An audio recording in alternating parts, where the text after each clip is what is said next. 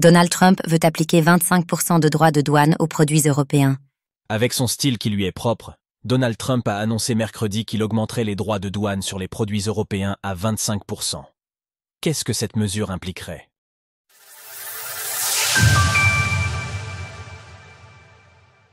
Donald Trump brandit la menace des droits de douane à l'Union européenne. C'était l'une des craintes de l'Union européenne lors de l'élection de Donald Trump, les frais de douane.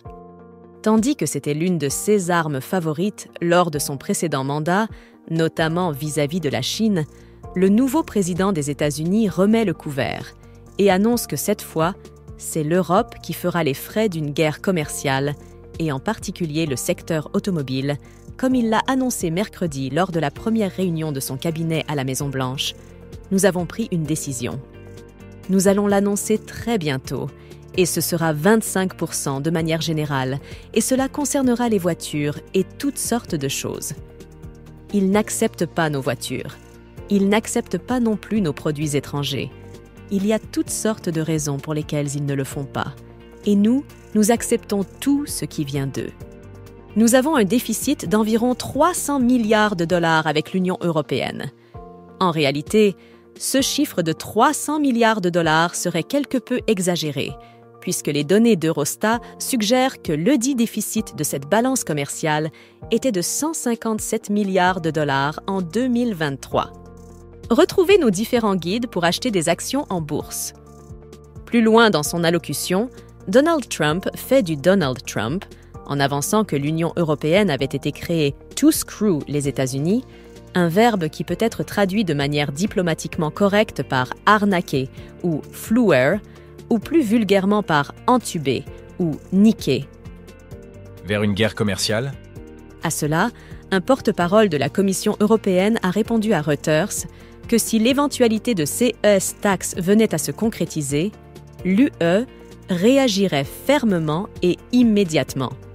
Lorsque quelqu'un a justement demandé à Donald Trump ce qui se produirait si l'UE ripostait, l'intéressé s'est montré confiant.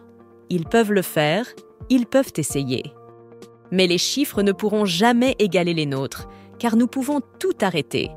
Nous sommes la corne d'abondance. Nous sommes ceux que tout le monde veut.